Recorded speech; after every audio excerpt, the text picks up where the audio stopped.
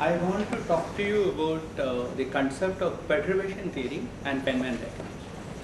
So far, we have been looking at interacting field theory in a highly non-perturbative approach by taking an effective action and then computing it. And we found that it has divergences, and these divergences can be absorbed into redefinition of the coupling constant.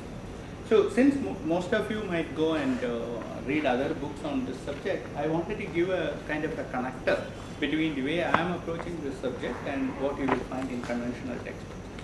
The approach in the conventional textbook would be to first do classical field theory, then which is the canonical quantization, etc.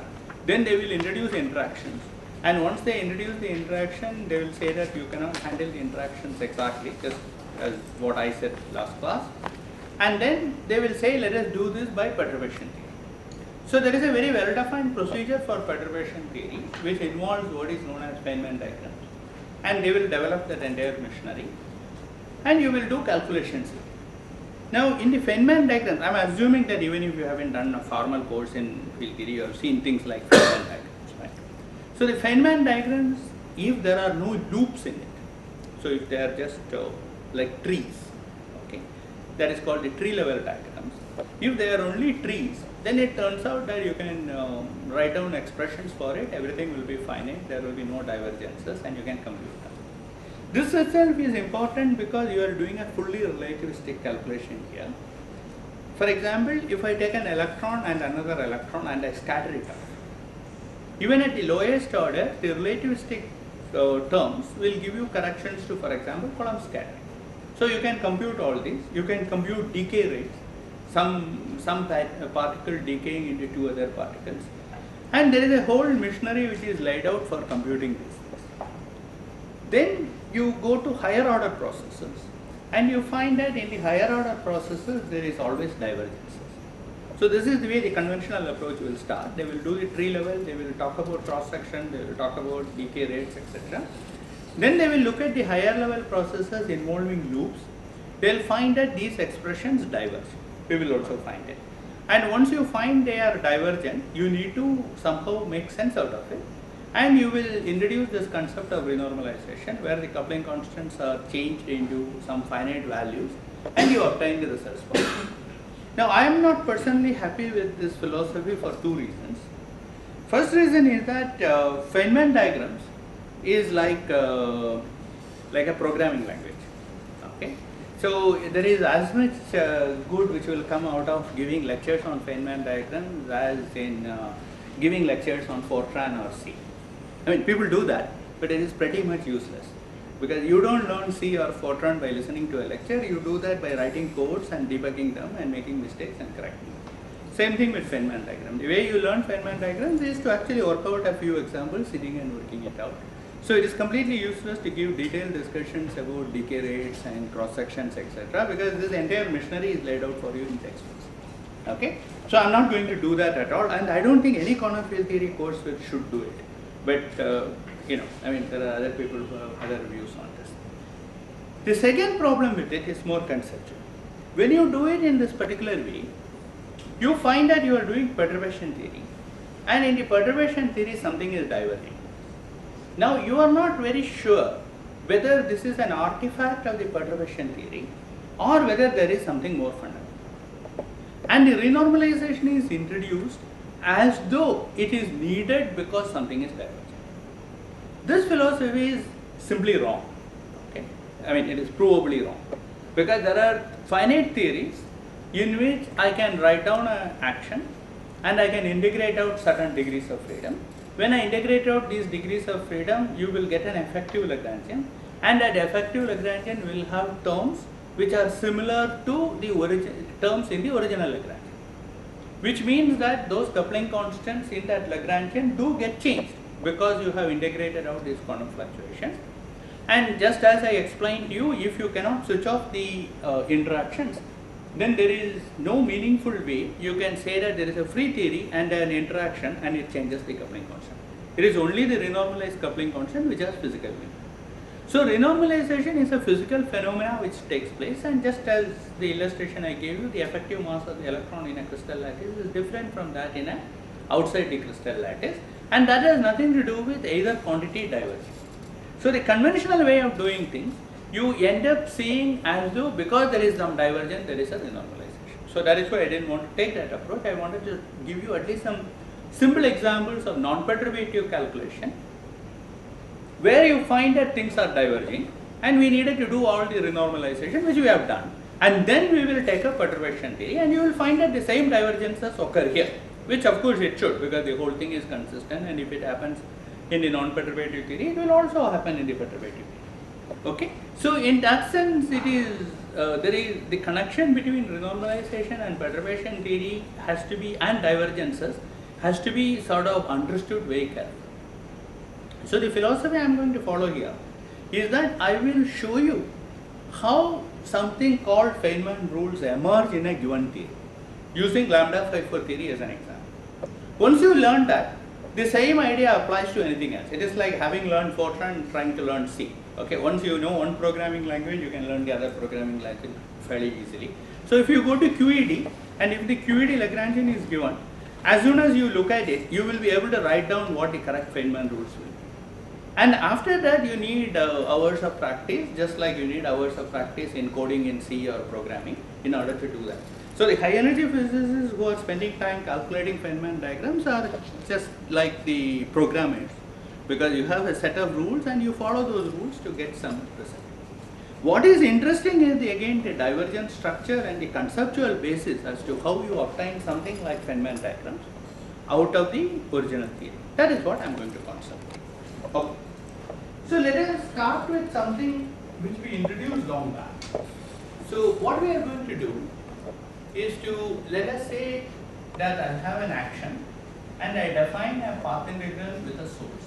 So let us take Z of j. This was done long back, so let me remind you. What you do is that you define a path integral d phi. There is an exponential I times the action for phi. Then you add to it I times integral phi of x j of x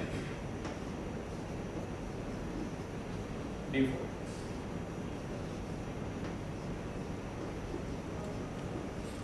Now you have to go back and remind yourself of this. We did this for a free field theory, but right now we are just thinking of just A as some arbitrary action. So you have an action and you would like to compute things with that action by doing this path integral. And for the sake of convenience, we are going to add a source. Now I would like you to think of this source as, many people will think of this source as just a mathematical trickery in order to calculate physical thing. But I think it is much nicer to think of the source as a physical source which you are tinkering with.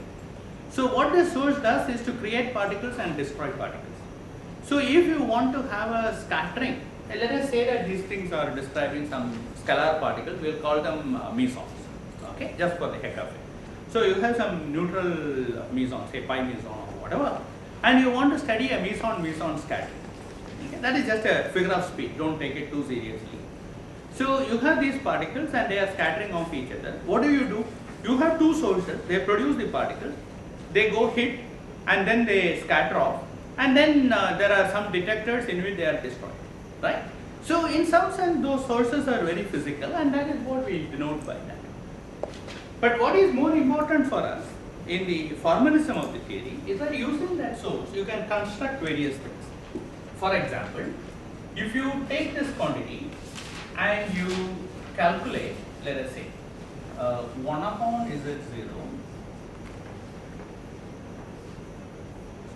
the functional derivative of this with respect to I j at x1 then you do one more, which is functional derivative with respect to I delta j at x2 of this z of j.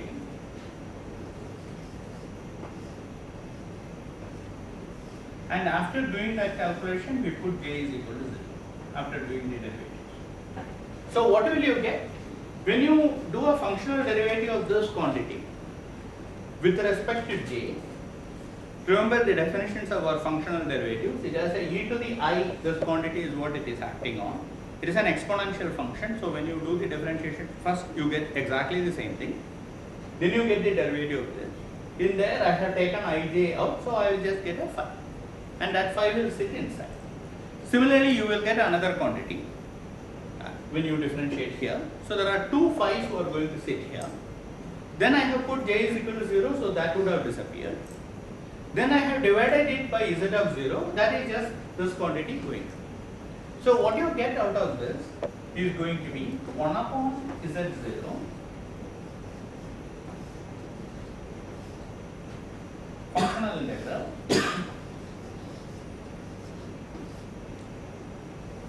phi of x1, phi of x2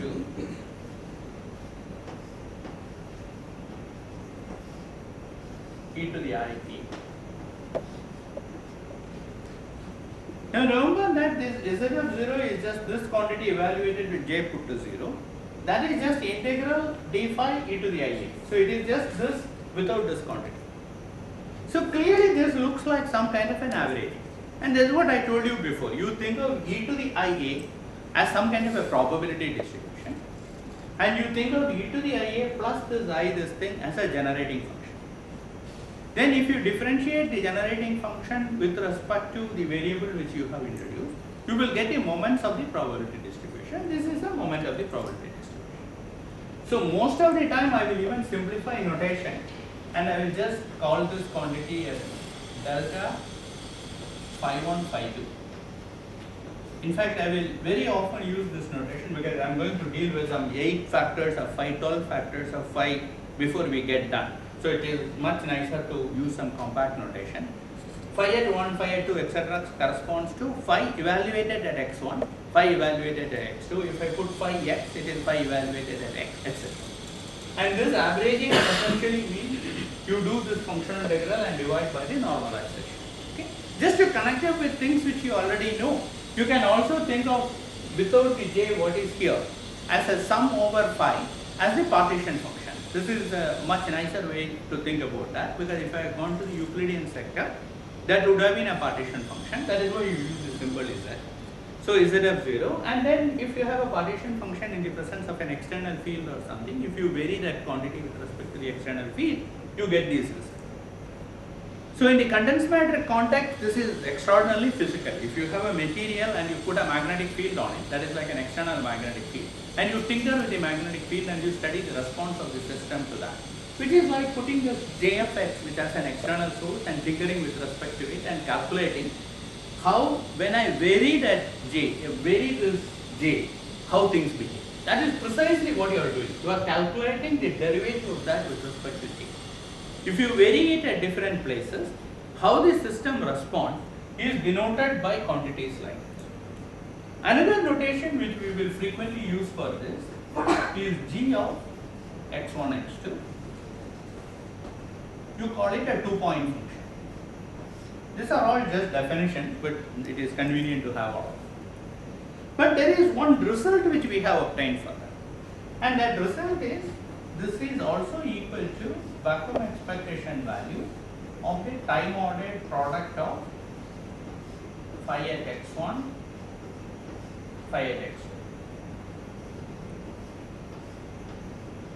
Now, I have not proved this for an interacting field theory, but it should be sort of obvious to you, because time ordering is very clear. In any path integral, when you break it up into some kind of a discrete version of the time, you will get the time ordering. This is something which I have described to you.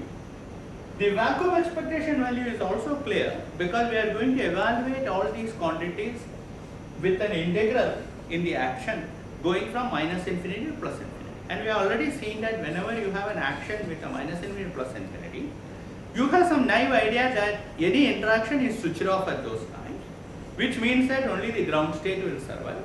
Therefore, this is what you will have. Okay. Now let us go a bit further. Now that we have got the 2-point function, you can do, for example, the 4-point function. Okay.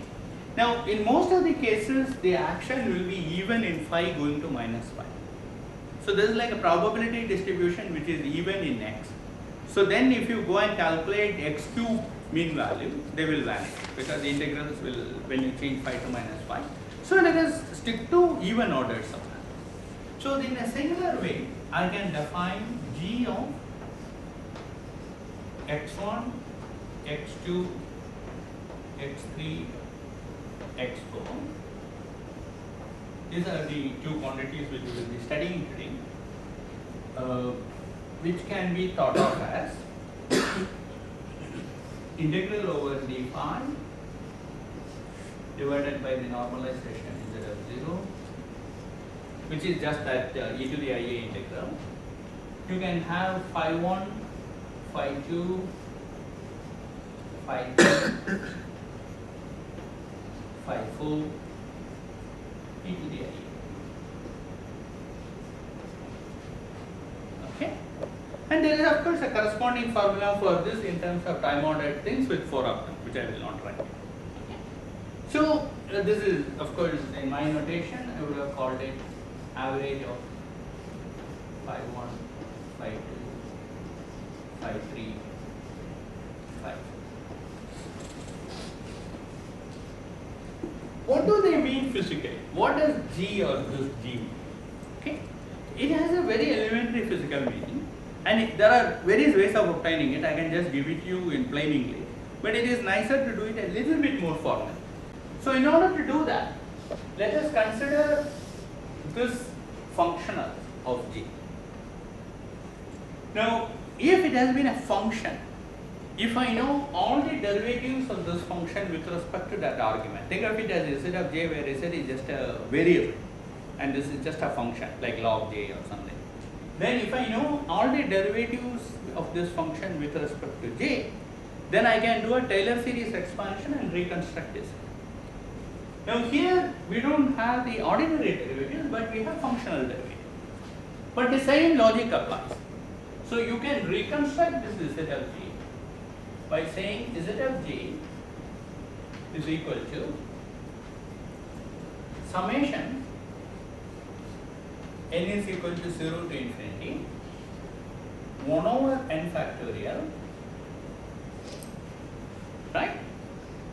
Normally I would have just put j to the power n and nth derivative of z with respect to j. So here what I will have is an integral dx1 to dxn j 1 to n, the nth derivative of that with respect to j. Correct? So just to be formal, since I am doing everything with respect to ij, let me put ij1, ijn kind of a thing. It doesn't make any difference. Then the derivatives with respect to ij of those quantities are what I have called the Green's functions.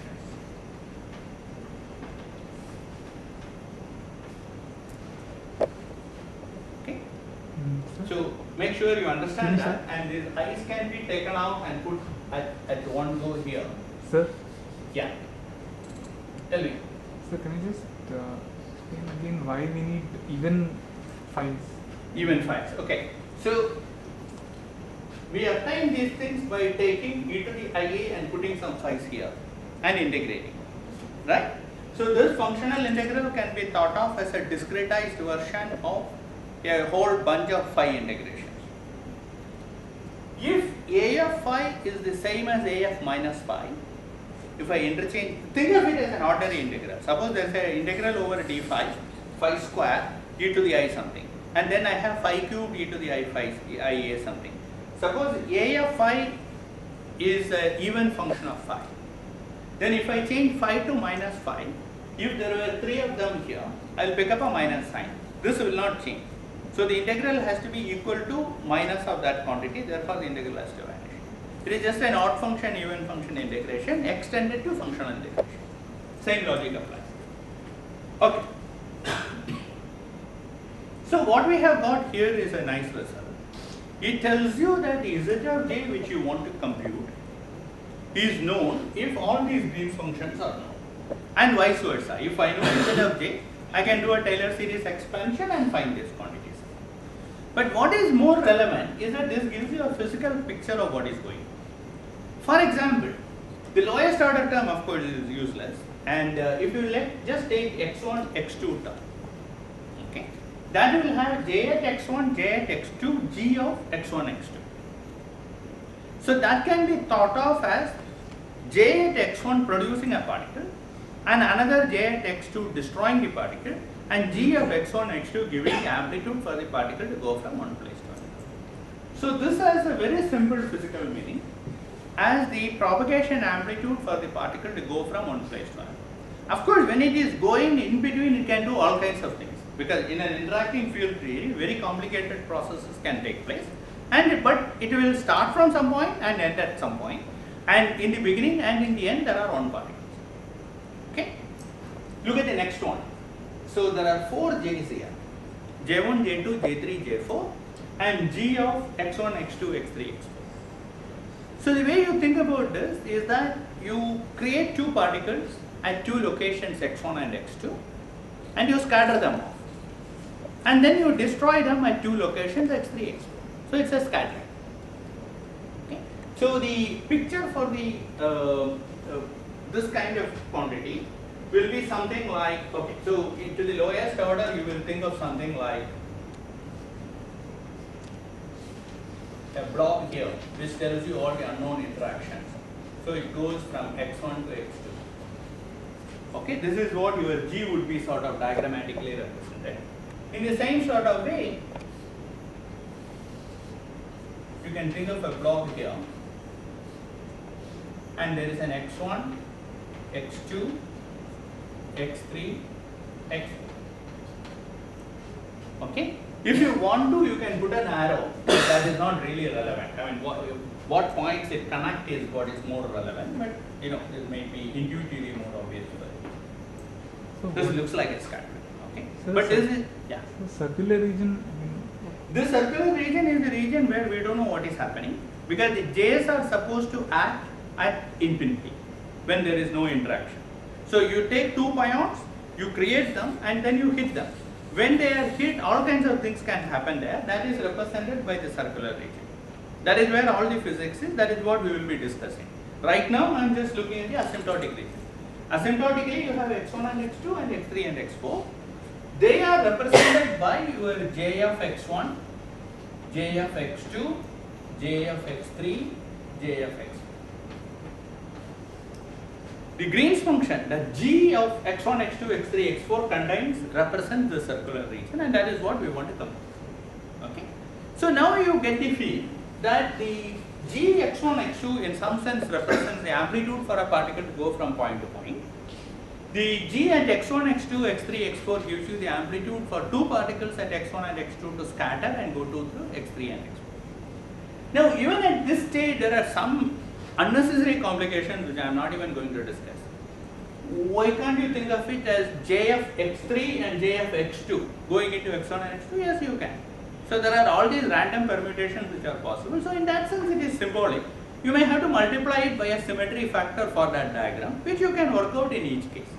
Okay. So as I said, the entire emphasis in this part of the lecture would be, as I said, will be conceptual rather than computational. So there are purely numerical factors which you want to take into account by permutation, but that is not so relevant unless you actually want to get the decay cross section precisely. Then it is important. Okay, so you have got this. Now just to orient ourselves a little better, let us look at this in the free field theory, which of course is trivial, but let us look at that. If this action has been free action, then we know that in that case, Z of j has a simple expression, we have worked it out. And that turns out to be Z0 exponential minus half integral dx1 integral dx2 j at x1 x1 x2. These were done long back, eons ago. So you should just remember that, something like this. Okay. So what happens in this particular case? In this particular case, everything is trivial. If you compute it for this case, is for this case, if you work it out, you will find that g of x1, x2, the 2-point function, is nothing but this x1, x2. That is obvious. Of course, you can go and do all those differentiation. We did this long back and we proved this result. But there are immediate ways of seeing this because that quantity has to be this time moderate expectation value, which we know is x1, x2. Now I will tell you a much nicer way of thinking about it. That is to go back to this as a Gaussian average. Because action is free here, this is just a Gaussian function. It is phi box plus m square phi. So it is a Gaussian once you discretize. So this is the 2-point function of a Gaussian probability distribution. And the 2-point function is just what is sitting in that. And that is the inverse of whatever is appearing here. What is appearing here is something like p square plus m square. Sorry, p square minus m square.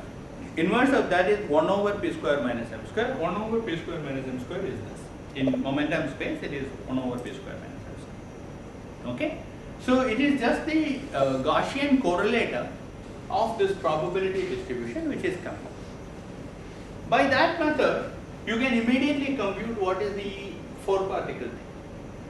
Okay? You can again differentiate, but it is a lot easier. The first thing you know is that in a free theory, your entire residency is given in terms of this function. So there is only one non-trivial function to know. It is just like Gaussian probability distribution. All the higher order moments of a Gaussian probability distribution can be expressed in terms of the second method, the variance, because we are talking about mean zero Gaussian, so only the variance which is required. So if you try to do this g of x1, x2, x3, x4 in this particular case, what will you get? You will get first x1, x2, product of the moments, x3, x4. This is one product of 2 of the moments, but you can have other combinations which would be x1 can go with x3, then I have x2 going with x4, then you have plus x1 going with x4 and x2 going with x3. That's it. So x1 can be paired with x2 or x3 or x4. Remaining term takes care of itself, and they are all symmetric, so it doesn't matter. So that's it. You know the answer for the 4-point function, and you can write down for any other function. Now there is a nice way to diagrammatically represent this one also, which is like this. You think of this first quantity as purely as a line connecting x1 and x2. As I said, if you like to put an arrow, I'm not bothered about an arrow. Okay, so this tells you x1, x2. Because it is symmetric, the amplitude to go from x1 to x2 and x2 to x1 is the same. So there is no point in putting an arrow there. So this is the first one. Now let us look at this 4-point function. In a 4-point function, you can have x1 connected to x2 and x3 connected to x4. Okay, so this is that. This is the 2-point function. One comma. This is this. Okay, now we are looking at the 4-point function. The 4-point function has this, or it can have x1 connected to x3 and x2 connected to x4. The first one is x1 to x2 and x3 to x4 is this object. Then I have an x1 to x3 and an x2 to x4. Or you can have x1 connected to x4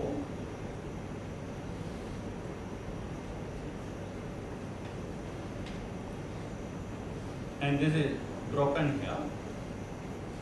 This is x2 connected to x4. An electrical engineer would have put this. So you have x2 and x3 and then x1 to x4. So that is all there is to it. So this entire diagram represents g of 1, 2, 3. So this is pretty boring stuff because they are just straight lines and they are not interacting with each other. So what does it mean? It means that this gives you an amplitude. You have created two particles at x1 and x2 and you are going to destroy them at x3 and x4. What all can happen? Your particle you created at 1 can go and get destroyed at 2 and the particle you got at 3 will come and destroy at 4. Alternatively, you could have thought of creating them at x1 and at x2 but destroying here like x3 and x4. That is, you could have created at x1 and x3 and destroyed them at x2 and x4, or you could have done it like this. I mean, as I said, there is a permutation symmetry on J's. Okay? Or whatever you have created here came to x4 and this came to x3.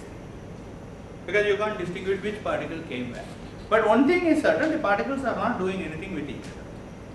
So these kinds of diagrams are called disconnected diagrams, I mean, for obvious English meaning. I mean, there is no connection between these lines and you just draw the lines. And that is what this essentially represents.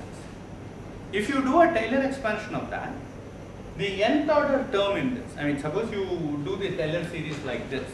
If you look at the nth order term, there will be a J1, J2, J3, J4, J5, a whole lot of them. And then you will have products of these things in all combinations. What it would represent is that pairwise, if you take the J's, there are lines connecting them. And then you take all permutations and you divide by 1 over n factorial. And that is what that amplitude. So it essentially gives you the amplitude for producing n particles and destroying all the n particles left on without each one talking to each other. So it is not an n particle theory, it is an n one particle theory, so to speak, and it just goes into each other. Now this is also a good time to tell you something which I am not going to discuss in great detail. The Z of J contains a whole lot of them, and in this particular case we found that it contains a lot of these unconnected diagrams. Okay. However, if I had chosen to work with a quantity which I define as e to the I w of j, keep an index 0 here if you want to, doesn't matter, but let me do it this way, e to the I w of j. This defines for me what w is. So in this particular case, w is just this quantity, okay, with an I factor on. Now if I take the derivatives of this, I mean, we started with Z of j and we took functional derivatives n times in order to define these sort of things. But instead of that, the moment you have got Z, suppose you define a w by logarithm of that Z essentially, and you take derivatives of this w. In the free particle theory, what you find is that w has only this. So if you take functional derivatives, the second functional derivative will give you this, and all higher functional derivatives identically vanish. So that is a much nicer theory because it is like a quadratic. Okay, so if you take a second derivative, you get some constant, third derivative, fourth derivative, etc., all vanish. So that will give you only one diagram, which is just this. That is a very nice thing because it essentially tells you that all the information which is contained in it is in one single connected diagram, which is this. If you want to do this, you just exponentiate that diagram. Okay, e to the that diagram is 1 over n factorial times n such diagrams with all permutation. Now this turns out to be a generally true statement. When you work with interacting field theory and you define your result like this, you could have introduced a w with z of 0. Since we are going to differentiate, this really doesn't matter. So different people have different conventions. I am just putting a z of 0 here. In fact, this z of 0 as I get on with my calculation may appear and disappear. Don't worry too much about it. So I have a e to the I w of j. Now I could have defined the same kind of Green's functions by doing these derivatives with respect to w. I don't need that z now. Okay. If you do that, you will again end up getting diagrams, but all those diagrams will be connected. Okay, the disconnected diagrams will just go away.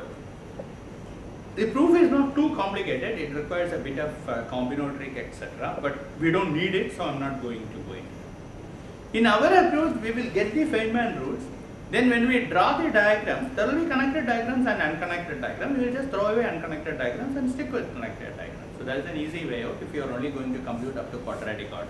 Nobody ever does Feynman diagrams to more than some quadratic order except using algebraic packages in the computer. They are extraordinarily complicated. Okay.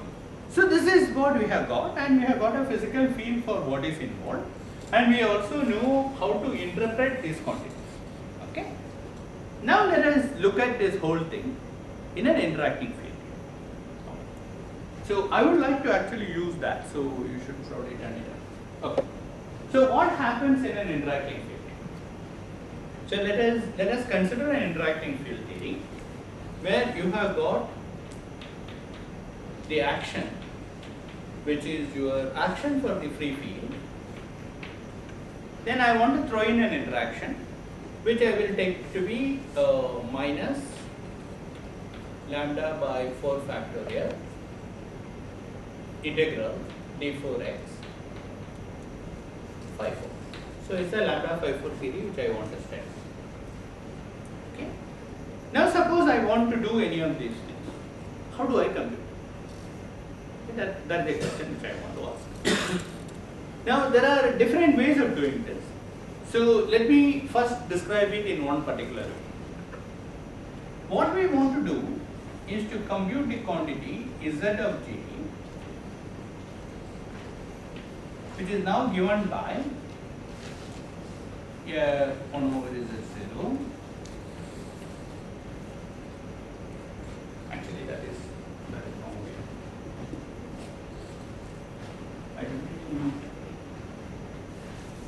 Let me first write it as a path. So it is a path integral over d phi exponential I times the free action minus I lambda by 4 factorial integral phi 4 at x d4x. Then I have added my source term, which is plus I integral j phi d4x. This is the quantity we want to compute, and we know that we can't compute it. It is not a quadratic path integral, and only quadratic path integral we know how to do. Okay. So what we are going to do is to approach it in perturbation series. So I want to do this in a particular way. So let us concentrate on this exponential, this factor, because we know how to handle the rest. Free plus j gives me the free propagator. That part I know how to handle. So it is just this one which I want to look at. So let us look at that, and let us do a Taylor series expansion of it. That is, you write exponential minus I lambda upon 4 factorial integral dx phi 4. You expand it in a Taylor series. So that will be summation n is equal to 0 to infinity minus I lambda upon 4 factorial to the power n, then n 1 by n factorial, this quantity to the power n, right? That quantity to the power n is integral dx1 all the way to dxn phi 1 to the power 4 all the way to phi n to the power 4. Now I plug this back into this. So then I get z of j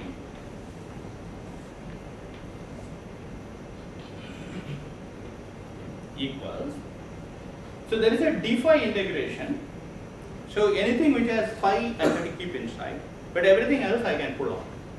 So I get summation n is equal to 0 to infinity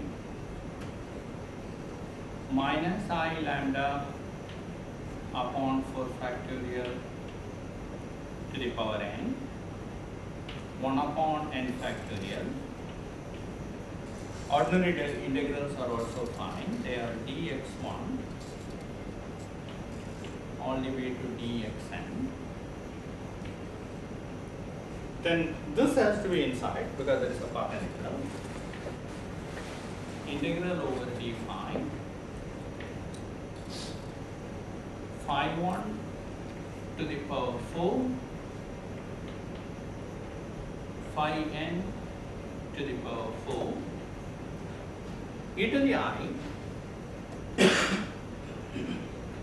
a free plus I integral j phi dx. Okay. So this is very nice because my trouble is always with path integrals. So the path integral now is over a quantity which I know how to handle. And then you have just got a moment. Actually, at this stage, you can say that the problem has been completely solved in principle. That is because if I evaluate this, the problem has been reduced to ordinary integration for computing Z of k. And how do I know how to do this? Because this is just a Gaussian measure for me. And that Gaussian measure with a phi 1, phi 2, whatever is the moment here, I know how to compute. So in principle, it can be done. But it is much nicer to understand what is involved in it in greater detail, which is what we are going to do. So this is what we want to compute. Now the way we will do this is to notice that each of these quantities can be brought here. If I take this and differentiate it with respect to ij. So again, think of it like the way we would have done ordinary integral. Suppose I had a e to the some quadratic function here plus an I lambda times some q here. And I wanted to get q to the power 17. So if I differentiate this with respect to that I lambda 17 times, I will get the q down. Okay. So this I can replace by delta with respect to I j1, but now fourth derivative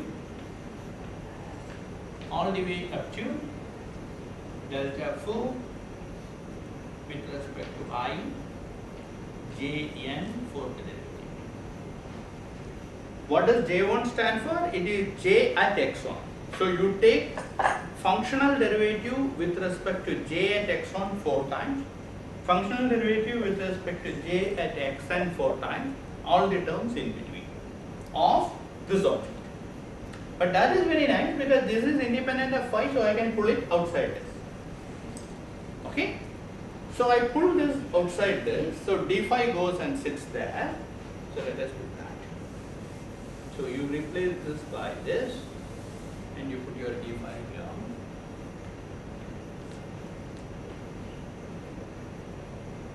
Delta with respect to I,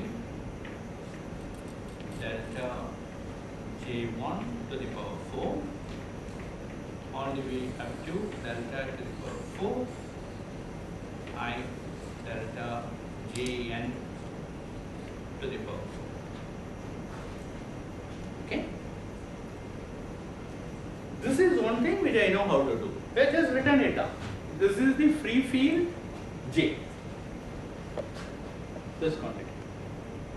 Right? Because this action is free field action. You have done this. It is an exponential minus in terms of x1 and x2. So once you know that, I can differentiate that any number of times which I want, then I get your result. So in principle the problem is solved. Okay? But only in principle. So let us do it a little bit more.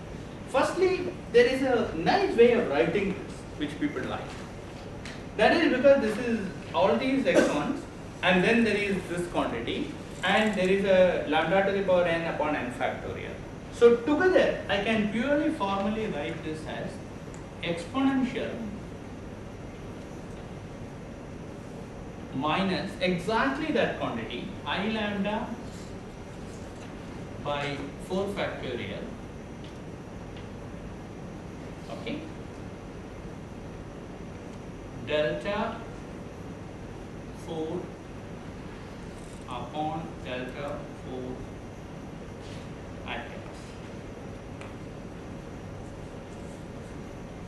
I said, this is purely a notation, so to speak. The expansion is what defines it. What is this operator? If I want to define this operator, I have to do a Taylor series expansion. What will that Taylor series give?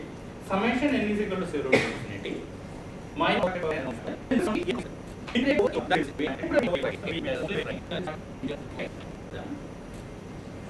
Integrated over each one of them. That is implicit in the way I am writing the notation. You could have written integral over d4x here. Okay, maybe that is a more clear way of writing it. So I'll just write integral d4x delta 4 upon delta j at x.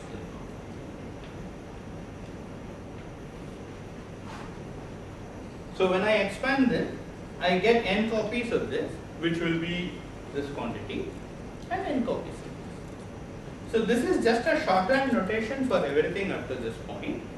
And what remains for you is just your Z of j of the free theory. Okay. So this is a formal answer to your question. If you want to compute this, you just take your free field theory and you do this. Now, of course, you are usually interested in the interaction in the perturbation theory. So to the lowest order, it is equal to this free when it is 1. Then you will get to the first order minus I lambda upon 4 factorial times this. Then to the second order something else, etc. Okay? So this is how you do it. Fine. Now here, what we have done was to do a Taylor series expansion in this lambda, and then you write down as a functional derivative with respect to your j. Okay? Now you can also do this in a slightly different way, because we want to connect up with the picture which we have here. Where do we have? Yeah, with this. Because the Z of j, when you do a power series expansion in j, here we did a power series expansion in lambda, right? We took the full action and then we worked on this e to the I lambda by 4 factorial 5 and we did a Taylor series expansion in that interaction, which is what we ultimately want, but we did that first here. And the remaining thing was the free theory object, and then we computed it. Okay? But instead, if you wanted a Taylor series expansion like this, we would have liked to expand the quantity first in J itself. Okay, that we can do. So let us see what that gives, because that also gives you something interesting. So let me use this.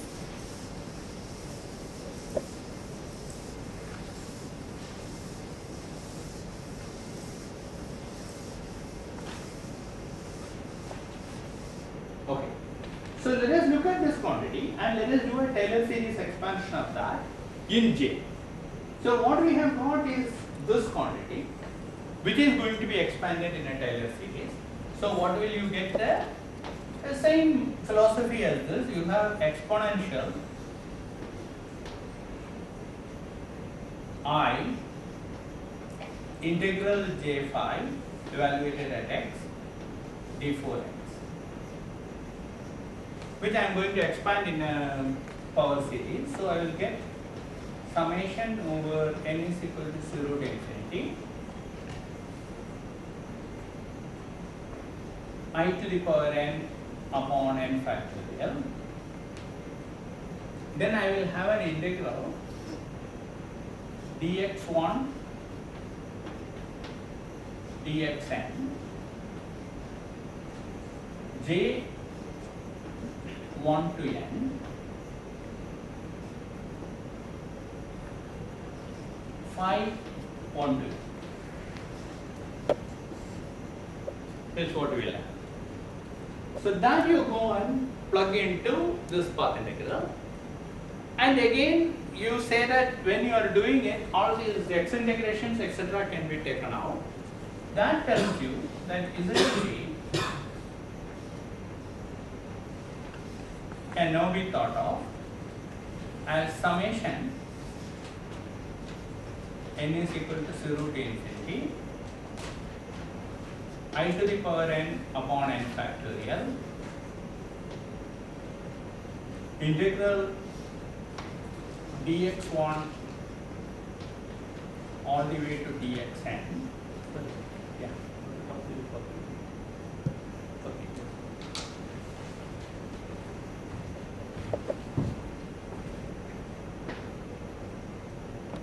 So I to the power n upon n factorial this quantity.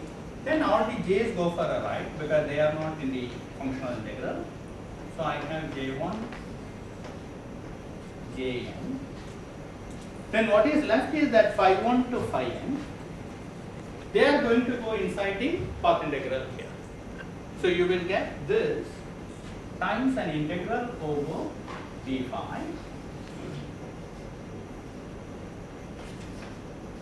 1 to phi n. But now the action is e to the I a minus lambda by I lambda by 4 factorial, the interacting action, times integral over phi 4 dx. Okay. So let us see what this is. This entire expansion here is exactly what I have here. I to the n upon n factorial d this jn. So what remains is your Green's function. So your Green's function here is just this quantity, which is no surprise because this is the full action. So this Green's function now has to be computed with our full action. Okay, so this is what you are left. Therefore, here if I want to look at it, that entire quantity, let us take for example, I will think of it as an average, phi 1 all the way up to phi n, which is nothing but what is left there, 1 over z0, which will always come up, then an integral over d phi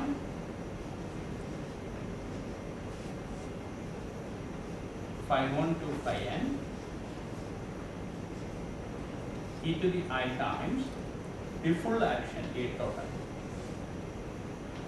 which is A free, this is A free, minus this one. Okay. Now the problem translates back into computing this quantity. Now we had already shown you that there is one way of computing the whole thing is by this kind of a derivative. But this has a slightly better physical feel because we know that if I stick to a particular value of n, suppose I take phi 1, phi 2, then I know that it is telling me how the particle is propagating, this sort of thing. What is the correction to this in the free theory? The lowest order correction which will come up here. Because this is your free theory quantity. This is with all the interaction thrown in. When you do perturbation theory, you are trying to get to this from this by doing a Taylor series in lab. Okay. How do you compute that? Well, you compute that again by doing a Taylor series expansion in. So let us take some examples. Okay, that would make this clear. So ultimately you have to do a perturbation theory, but the two ways of doing this gives you a slightly different physical picture. This way of doing this immediately gives you the answer, so you can compute it in a very routine manner. This way of doing this is slightly more physical because it gives you as a Taylor series expansion in the sources. Sources are things which you put in. So if you have 2 sources operating or 4 sources operating or 6 sources operating, you know what is being happening. And then the coefficient of that gives you the amplitude for that particular thing to happen. If I have taken the term with J1, J2, J3, J4, then that will tell you the scattering amplitude for 2 particles to scatter off. This is an extremely physical quantity. If I am just taking J1 and J2, it is going to tell me what is the propagation. Okay? So let us look at that. So let us try to compute the G of x1, x2. Okay? Which for that we want to, throw away these things and all that. Essentially we want to compute the average of phi 1 and phi 2 in perturbation series. So this is integral d phi 1, phi 2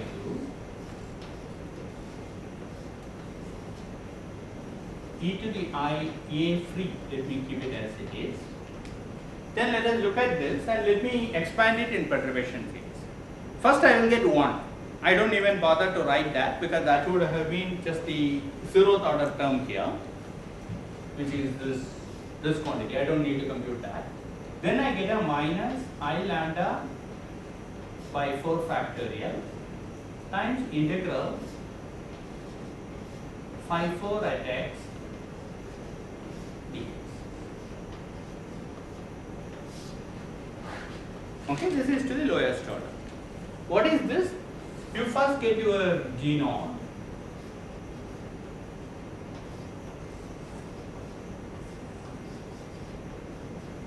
That is coming from 1. This is just our x2, x1. Then you are going to get a correction, and let us see what that correction is. That correction is just phi 1, phi 2, phi 4 of x, phi 4 at x, average integrated over dx with that coefficient in front, which is minus I lambda upon 4 factorial. Hereafter I will not worry too much about the 0th order term, coefficients, etc. The whole idea is to ask how to compute this. So essentially we want to know what this object is. So let us try to look at it.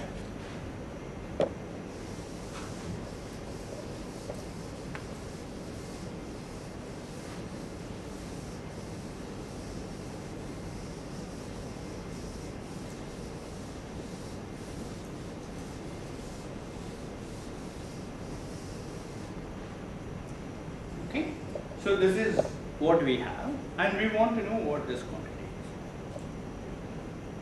What is this average over? The average is over free, and that is Gaussian. So we know that this is essentially a 6-point function. There are 4 of them here and 2 here. A 6-point function with 4 points coinciding, which has to be computed with a Gaussian average. Now that is trivial. Trivial meaning conceptually it is very trivial, because you just have to take them pairwise, because it is Gaussian, only pairs are going to contribute. It is just like what we did earlier on for the 4-point function. We found that if you just take x1, x2, x3, x4 and pairwise combine them and multiply them, you get the answer. Here there are slight complications, so we will work that. Okay, what are the pairs you can have? You can have the phi 1 paired with phi 2. That can be done in only one way. I am not going to worry about the numerical factors later on, but just once let me show you how it is. Once phi 1 has been paired with phi 2, there are 4 factors, phi x, phi x, phi x, phi x. Take any one of them, you can pair it with any of the other 3. So there are 3 ways of doing it, and once you do that, everything else is easy. So there are 3 times. So what we are computing is this quantity. We write that down first. This is phi 1, phi 2, phi x to the power 4. And finally we are going to integrate over x. Okay? So it is just the integrand which we are computing without numerical coefficients. So this will be 3 times. You are first connecting phi 1 and phi 2. What will that be? That will give you a line between x1 and x2. Then in this you are pairing x with x and x with x. How do you pair x with x? You start at x and you end at x. Then you do it again. Okay? So this is the first factor which you get.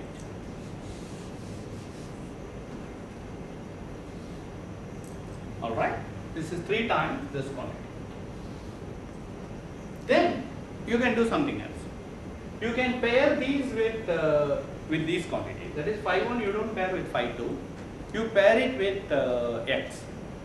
There are 4 of them to choose from, so you pick any one of them. So that can be done in 4 ways. Then whatever remains, you combine it with either one of the 3. That can be done in 3 ways, so it is 4 times 3. That is 12 times What do you get?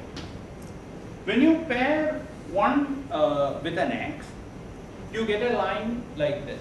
This is x1 and this is x. You are connected to x. Then you are pairing 2 with x. So you draw one more line. x2 and x. Okay? Now you have 2 x's remaining. You are pairing it with respect to itself and gives you this.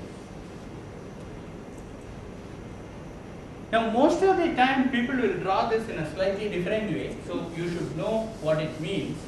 See, they would just write this, draw this like this. Vertical direction, horizontal direction, etc. has no meaning. Okay. So at least the way I am doing this. x1, x2 and x. If they mark this x, it is bad, good. But sometimes they don't even mark it as an x. They will just draw it like a line. So what it tells you is that you are connecting x1 to x. You are connecting x to x2 and then you are connecting x to x. Okay. So this is another contribution. So this is what this is.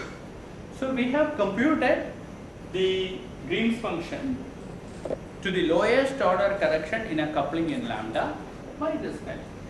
Of course, we haven't done any calculation. If you want to do a calculation, this is a disconnected piece, and what does it mean? So we have to understand what it means physically. What does it mean physically? Physically, this means that there is a particle which propagated from x1 to x2, which is what we want. We finally want the propagation amplitude for the particle to go from one point to another. When it was going on, somewhere else in the universe, there was some kind of a vacuum fluctuation. A particle and an antiparticle or some kind of a thing was produced here because it's a closed loop. And similarly, a particle and antiparticle was created here. That is another closed loop. And that is completely disconnected with it. So we don't care about such processes because this is like a particle propagating from here to here, something else happening there. That is not a genuine interaction. It is not going to affect us. That is why it is a disconnected diagram. And if I had taken it with an exponential and calculated it, this wouldn't even appear. As I said, that you have to take without proof because I have not proved. But let us look at this. This is a connected diagram. And what it is telling you is that as this particle was going from somewhere to here, there was another closed loop which affected its propagation amplitude. Okay? What would be the amplitude for this? Let us try to write down the amplitude. So this we are going to ignore. So this is equal to 3 times ignore plus 12 times, what is this quantity? I should probably write it here because I am going to actually compute the amplitude. So the amplitude term will have minus I lambda upon 4 factorial integral over d4x of the term which is contributing here. What is that contribution? You have an x1 to x, then you have a x to x2, then you have an x to x. This is the integral which you have to perform. So, in principle, that solves the problem because we know closed expressions for each one of them. And then you just integrate this over d4x. This one, for example, we know is actually independent effects because if you go to the momentum space, each of these propagators, remember that the propagators which we are talking about, that is x1, x2, is just I over p square minus m square plus I epsilon integral I e to the ip x1 minus x2 d4p upon 2 pi to the power 4. Okay? This is our definition of this quantity. This is some complicated Bessel function, but we know that in momentum space it is very simple. So this expression here, if I take x equals x, this will go away. It's an integral over d4p of something. Here is where we are getting the taste of our first divergence. We will come back and tell you how to handle this. This is essentially going to be reabsorbed into the mass and coupling constants, etc. Then you have another 2 quantities, which of course you can write down and do an integral. So you take that out and the other quantity can be integrated. Okay. So I want to make it very concrete in the sense that these funny diagrams actually correspond to algebraic expressions which can be integrated. Okay, this is one way of doing it. Now, so what is the rule? The rule is very simple. You draw a diagram and the lambda phi 4 interaction makes 4 lines meet at a point. And whenever 4 lines meet at a point, you add a minus I lambda because that is the amplitude for the interaction. This wouldn't have happened when lambda is equal to 0, obviously. Okay, so this diagram came up because this particular object exists in the lambda equals 4 theory, and that is what gives you this. Okay, so you put a minus I lambda for that, then you just add the propagators for each of these lines, and you integrate over lines where there is a variable x. This is the way you would have built up the Feynman rules for each process. But it is a lot easier to write down these rules in momentum space. So let me show you that. Okay, this is not the best place to do that, but let me anyway do that here. In momentum space, what you do is that this is an object which is contributing to, let us say, g of x1, x2.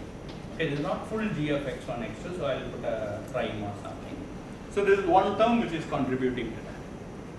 Now suppose I do a Fourier transform on x1 and x2. Okay, what will I get? In order to find that out, it is much nicer to write this quantity in Fourier space. This quantity in Fourier space would be minus I lambda upon 4 capital. Then I have an integral over a4x. This quantity will give me some g of p e to the ip, let me call this p1 into x1 minus x. Then this will give me g of p2 e to the ip2, let us say x2 minus x, they are symmetric. Then I get a g of p3 e to the I times 0. Okay. Then I have a dp1 upon 2 pi 4, dp2 all 4 dimensional, I am not denoting it, 2 pi to the power 4, dp3 upon 2 pi to the power 4. Now see what happens. There is a e to the ip x1 and a e to the ip x2. So if I look at the Fourier transform of this, those two things will just go away. Right? Because that is if I look at the whole quantity, this g of x1, x2 in the Fourier space, that is if I have multiplied it by e to the ip1 x1 and p2 x2, and I just look at that, those two things are not going to contribute anything. Then I have an integration over dx.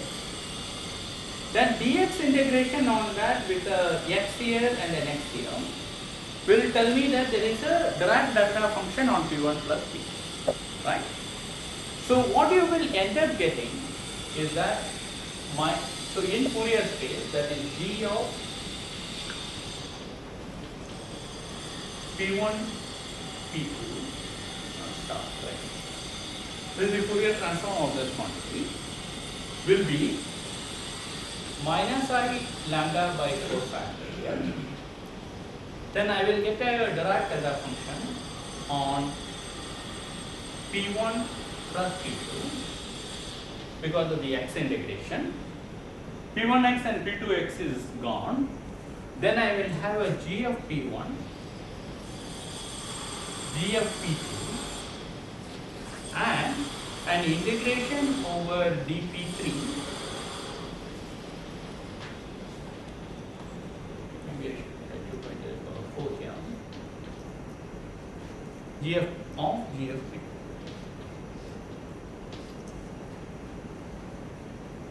Okay. So what does this mean? What is the diagram for that? The diagram for this is the following. This is a momentum space diagram. You look at this quantity and you will draw it like this. You say that the particle has a momentum p1 here and it is going with a momentum, actually it is turning out to be like this. I'll explain why the arrow is like that, p2, and then there is a momentum P. The rule is the following. Wherever there is a vertex, you put a minus I over 4 factorial. This 4 factorial will go away when you take all the symmetries of the picture. So you get essentially a minus I lambda. Then you introduce a momentum with all the external legs. Okay. So you introduce a momentum P1. See, we are introducing a momentum P1 when it is going from x1 to x. And similarly, x2 to x will have a momentum P2. But if you introduce it like this is just a question of convention, then you would have got P1 minus P2. Okay, you would have flipped the sign of one of them. Okay, so you would have got P1 minus, which is in some sense it is nicer. You go with the momentum P1, you come out with the momentum P2. What you do is you introduce momentum conservation at each vertex. So here you would have said that it went to this vertex, it left out a momentum P, but that momentum just came back to the same vertex. Therefore, this P2 is same as P1. Okay. So you have this, and you write down the momentum space factors for each one. So with this P1, you associate a G of P1. With this P2, you associate a G of P2. With this P3, let me call this P3, you associate a G of P3. And all internal loop momenta has to be integrated. So you integrate over there. That's it. In fact, when you write down the Feynman rules, people will simplify things even one step further.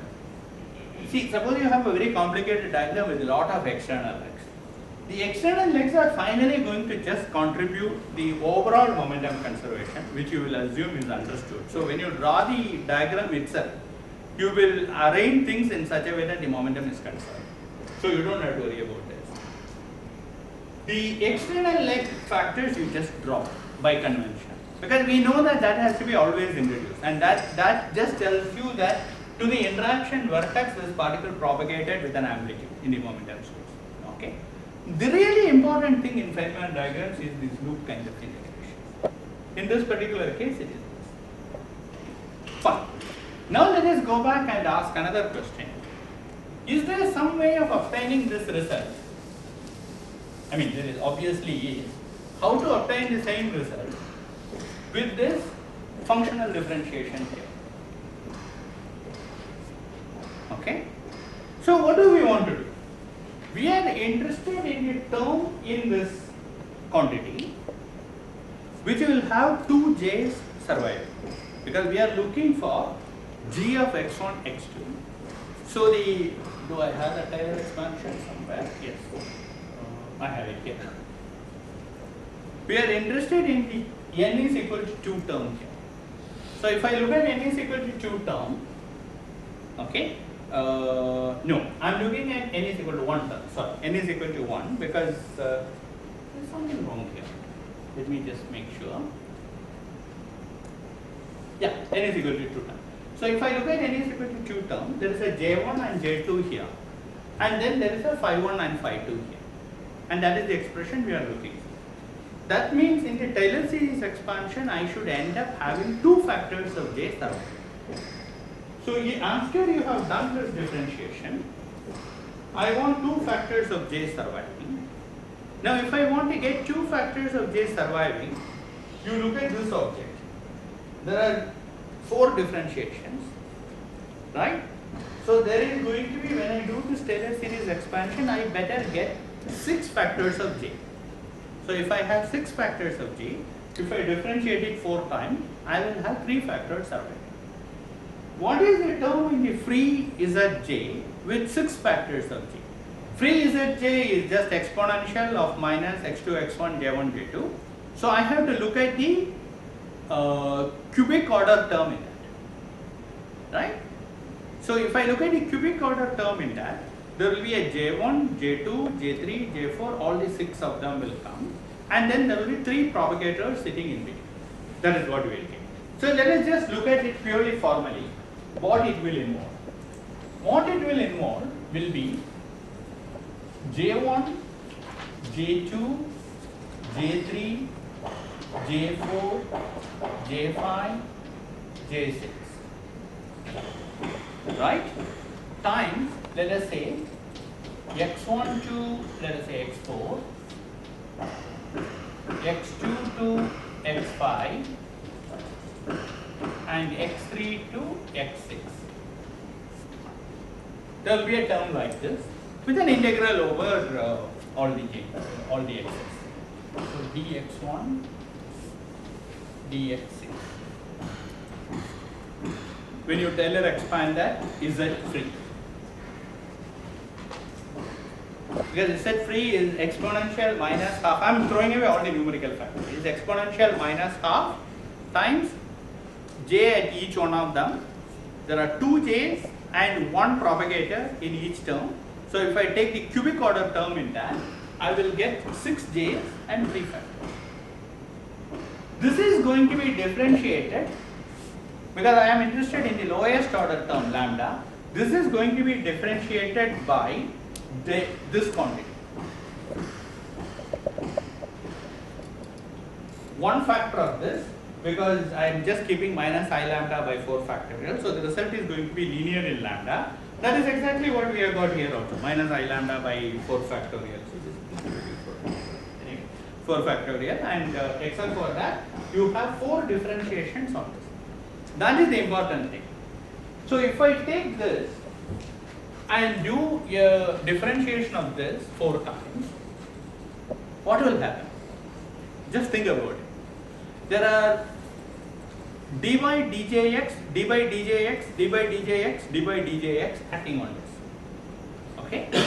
Now each of these x's has to be paired with x1, x2, x3, any one of them.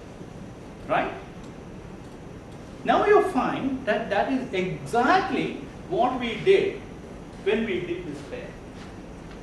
See, the point is, suppose I pair one x with this x1. Suppose x is acting on this x1 and another x is acting on x2. That will replace this by x and this by x. Then I have 2 more x's to act on. Suppose they act on these 2. That will give you xx. I must have it somewhere. That is this. Okay, except for dummy variables being replaced. Then you will have another term. So let me just write that down. So if I have a, so this is, let me call this A. Okay, just a definition for the moment. So, okay. So if I do a d4 by dj4x on this amplitude A typical term which you will get is the moment you have operated on this, they are all going to get Dirac delta function. So those integrals will go out and only surviving things will happen. So I can go and hit with this x on any one of these 4, and that gives you different combinations. So for example, if I take one pair of x and put it here, another pair of x and put it here, okay, then what I will get is that there is, these things will become xx, xx, and this will become x1 to x2. That corresponds to the diagram which I drew, x1 to x2. This is xx and this is xx. Okay? We don't want that because that is a disconnected piece. So if you want another piece where it is actually propagating, you take this x1 and x2 I want to keep separate. That is, I don't want to contract that out. So you take one x on this, one x on this, another x on this, another x on this. Okay? That will give you dx1, dx2, j1, j2, they will survive, and one x is hitting x4, so you will get x1 x, another x is hitting x5, x2 x, and another 2 x's are hitting x. So there is a term like that. Now that is exactly the term which we dealt with. Okay. Now how do I know that? I know that because when you do this, of course you are going to integrate this over d4x in the end. I mean, I am just looking at the crude amplitude. But that amplitude comes with j at x1, j at x2. But that is correct, because if you look at this Taylor series expansion here, there is always a j at x1 and j at x2. multiplied by the Green's function g at x1, x2. So the Green's function g is what is left after this, and what is left after this is exactly what we did here as a Green's function once I integrate over difference. So make sure you understand that it is actually very elementary. It is just a question of doing the combinatorics correct. A child can do it. It's just taking ropes and tying them up together in this diagrams. But people make song and dance about it, which I think is just high. All that is going on here is that you have all possible combinations of these events happening, and you can think of this. The way I did this with this functional differentiation is because this immediately tells you that we are talking about an amplitude for a particle to be produced at x1 and destroyed at x2. What is the amplitude for that? To the lowest order, it is just x1, x2 there. To the next order, it is x1 to x, x2 to x, xx. Which is like saying that to the lowest order, the particle just went from x1 to x2. I am only looking at connected diagrams. And at the next order, it went to x1 to x2. And instead of just going straight from x1 to x2, it went from x1 to x and x to x2. And at x, something happened. There was a closed loop. To the next order, you can put two loops here, for example. But the moment you put two loops, you are working at lambda square order, and you have to take all processes at lambda square order into account. Okay? So that is where the complication arises. You should draw all the diagrams at lambda square order. For example, this is a simple diagram at lambda square order. If time permits, I will show you how to sum all this. This is just a geometric progression. If I keep putting these things, it is just a geometric progression, and you can sum it up once you know one of them. But there is also a diagram like this.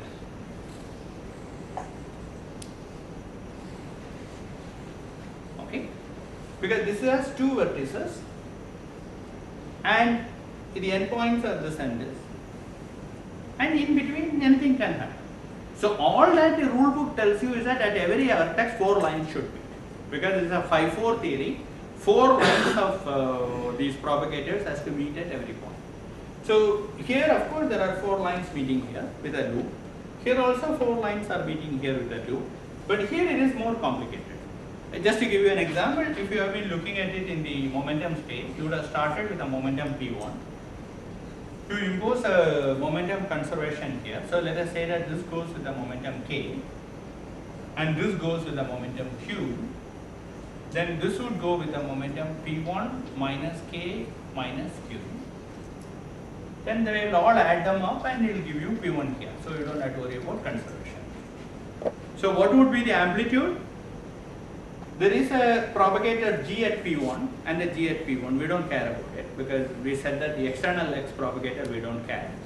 In between, this K and Q are free. So you have to integrate over K and Q. So you will have something like an integral over d4Q, integral over d4K. There is a propagator for G of K. There is a propagator for G of Q. Then there is a propagator for G of P1 minus K minus Q. That's it. So you can do it as well as I can. I mean, you just multiply them all.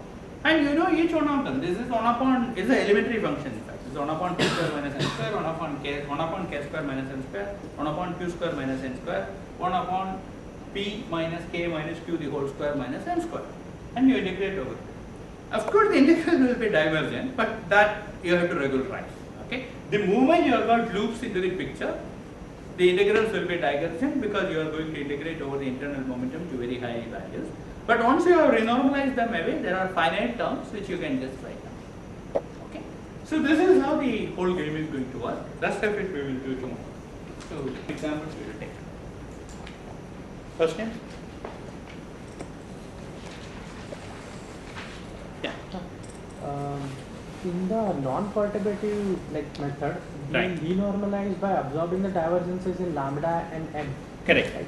So here also, we had a new m and lambda, Right. which will be the actual measurement will be. Right. So here also, if you do that, do you get the same Yeah. exact? In fact, I will work out the lambda renormalization in gory detail, which I will do tomorrow. And I will show that if you do it perturbatively, lambda is easier than m. I mean, so if you, and that is also more important. So if you take lambda and you do the next order correction to lambda square, the correction you get to lambda and the running of lambda with the scale is exactly the same as in the non-perturbative. So you will get the same thing. Yeah. Any other comment? The fact that we need even number of the files, Right. can we say that suggests that there has to be antiparticle particle? No, no, it has nothing to do with particle or antiparticle, because you can have a theory with lambda phi cube, for example, but such a theory will not be bounded from below. See, the reason we are putting even number in polynomial interactions is because we want the Hamiltonian to be bounded from below. The Hamiltonian for the theory has a potential which is m square phi square plus lambda phi 4, which is bounded from below. But if I have put a phi cubed or some such term, when phi goes to negative values, it is not bounded. It has nothing to do with particles or antiparticles. Yeah. Okay.